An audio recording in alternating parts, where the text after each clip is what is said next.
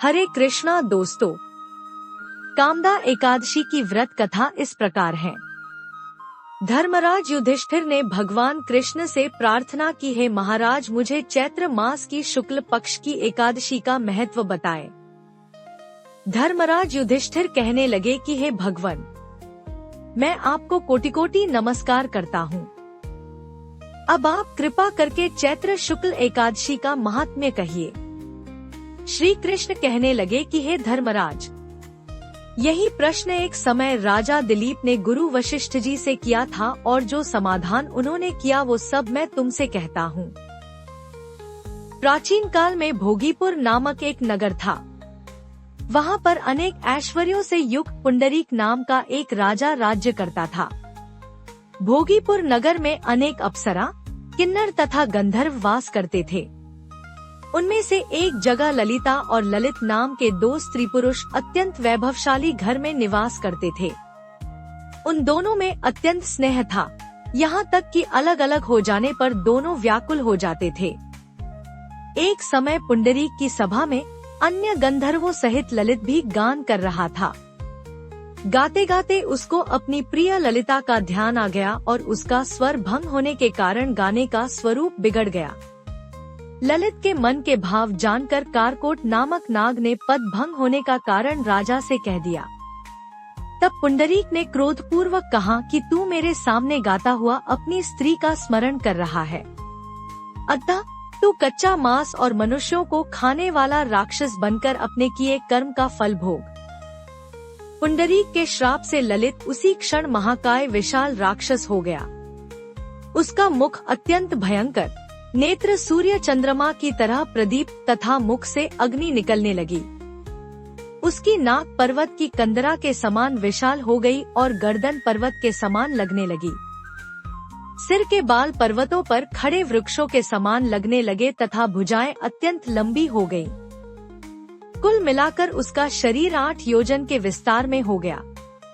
इस प्रकार राक्षस होकर वह अनेक प्रकार के दुख भोगने लगा। जब उसकी प्रियतमा ललिता को यह वृत्तांत मालूम हुआ तो उसे अत्यंत खेद हुआ और वह अपने पति के उद्धार का यत्न सोचने लगी। वह राक्षस अनेक प्रकार के घोर दुख सहता हुआ घने वनों में रहने लगा। उसकी स्त्री उसके पीछे पीछे जाती और विलाप करती रहती। एक बार ललिता अपने पति के पीछे घूमती घूमती विंध्याचल पर्वत पर पहुंच गई, जहां पर शृंगी ऋषि का आश्रम था। ललिता शीघ्र ही शृंगी ऋषि के आश्रम में गई और वहां जाकर विनीत भाव से प्रार्थना करने लगी। उसे देखकर शृंगी ऋषि बोले कि हे सुभगे, तुम कौन हो और यहाँ किस लिए आई हो? ललिता बोली कि हे मुने, मेरा नाम ललिता है। मेरा पति राजा पुंडरीक के श्राप से विशालकाय राक्षस हो गया है। इसका मुझको महान दुख है।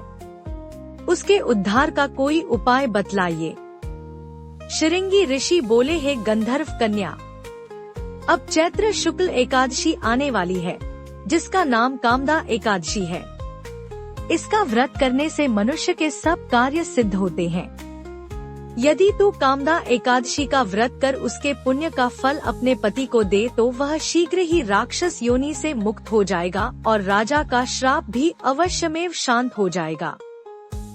मुनि के ऐसे वचन सुनकर ललिता ने चैत्र शुक्ल एकादशी आने पर उसका व्रत किया और द्वादशी को ब्राह्मणों के सामने अपने व्रत का फल अपने पति को देती हुई भगवान से इस प्रकार प्रार्थना करने लगी, हे प्रभु, मैंने जो यह व्रत किया है इसका फल मेरे पतिदेव को प्राप्त हो जाए, जिससे वह राक्षस योनि से मुक्त हो जाए। एकादशी का फल देते ही उसका पति राक्षस योनि से मुक्त होकर अपने पुराने स्वरूप को प्राप्त हुआ। फिर अनेक सुंदर वस्त्राभूषणों से युक्त होकर ललिता के साथ विहार करने लगा। उसके पश्चात वे दोनों विमान में बैठकर स्वर्गलोक को चले गए। वशिष्ठ मुनि कहने लगे कि हे राजन, इस व्रत को विधि पूर्वक करने से समस्त पाप नाश हो जाते हैं तथा राक्षस आदि की योनि भी छूट जाती है। संसार में इसके बराबर कोई और दूसरा व्रत नहीं है। इसकी कथा पढ़ने या सुनने से वाजपेयी यज्ञ का फल प्राप्त होता है।